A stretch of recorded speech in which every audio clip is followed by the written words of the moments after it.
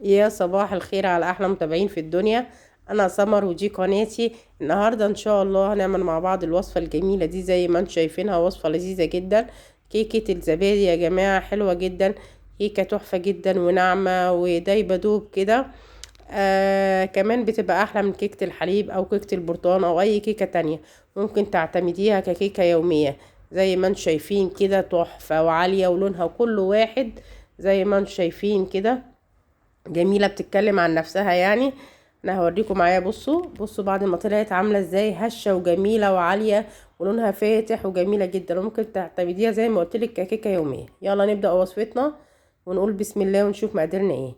معايا اول حاجة كوبايتين دقيق وكوباية سكر، ومعايا كيس بيكنج باودر وكيس فانيليا، معايا 3 بيضات، معايا كوباية زبادي هي دي اهم حاجة في الوصفة، ومعايا كوباية الا ربع زيت او نص كوباية سمنة، عادي خالص مش هتفرق. جبت الخلاط، هنزل اول حاجة بالزيت كده في الخلاط زي ما انتم شايفين.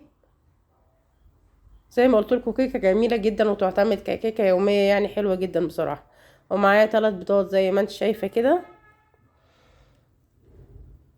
وهنزل كمان بكوباية السكر،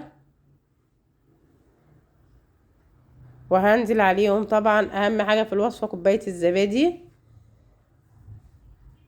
كوباية الزبادي بتديها طعم يا جماعة تحفة جدا وناعمة جدا، زي ما قلت لكم الكيكة والله.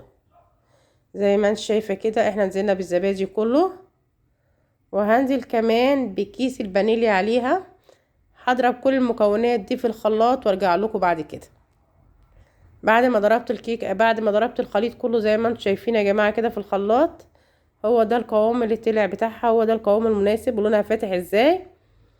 هننزل بالخليط ده كله في قلب بولة كده. طريقتها سهلة وبسيطة ومتاخدش 5 دقايق معاك يا جماعة، حلوة جدا وتنفع لفطار لعشاء جنب كوباية شاي، طبعا حكاية يعني. هنزل بأول كوباية دي كده على الخليط،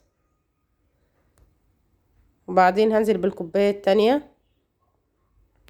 شوية دي نزلوا على الرخامة بقى معلش. وهنزل بكيس البيكنج باودر. هبدأ بقى اخلط كل المكونات الجافة والسايلة مع بعض زي ما انتم شايفين، بس يكون الضرب يا جماعة في اتجاه واحد. ضرب الكيكة يكون في اتجاه واحد، لازم كده عشان الكيكة ما تهبطش مننا. لازم الخلط يبقى في اتجاه واحد زي ما انتم شايفين كده. نخلطها كويس جدا. بصوا بعد ما خلطتها انا حاسه ان هي تقيله شويه، هنزل عليها بربع كوبايه لبن. هقلبها كده، هبدا اخلط بقى تاني زي ما انتم شايفين كده لغايه القوام ما يبقى مناسب ونشوفه مع بعض. بصوا هو ده القوام المناسب اللي انا محتاجاه للكيكه. زي ما انتم شايفين بصوا القوام عامل ازاي، هو ده القوام اللي انا محتاجاه، مش اكتر من كده. هجيب صينيه مقاس 24 واحط فيها ماده دهنيه، ادهنها كويس جدا بزيت او سمنه زي ما انت عايزه لغايه الصينيه ما تدهن كويس جدا. وبعدين نبدا ننزل عليها بالكيكه. هنزل بقى بالخليط كده كله على قلب الصينيه. زي ما انتم شايفين لونها فاتح وجميل جدا. كيكه الزبادي بتبقى مختلفه يا جماعه، ليها لون مختلف كده وملمس ناعم جميل قوي زي ما انتم شايفين كده. هجيب الاسباتيولا وابدا افضي كل اللي في البوله، طبعا عشان الكيكه دي حرام تترمي، فيها خليط كتير جدا البوله.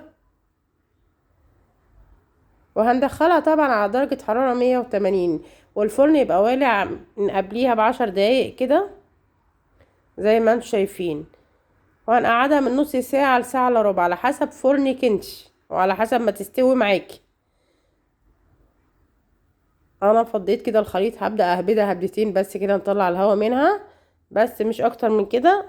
وهدخلها الفرن زي ما قلنا على درجه حراره 180 من نص ساعه لساعه الا ربع، وبعد كده نبدا لما تطلع نشوفها مع بعض. زي ما انتم شايفين بعد ما طلعت بصوا لونها تحفه ازاي، وردي وجميل من جميع الاتجاهات زي ما انتم شايفين، من فوق زي تحت وعاليه جدا. وهوريها لكم طبعا دلوقتي. بصوا شكلها عامل ازاي، الفراغات اللي في النص دي تدل ان الكيكه استوت بقت كويسه جدا. طبعا انا اختبرتها بالخله، لازم تختبريها بالخله.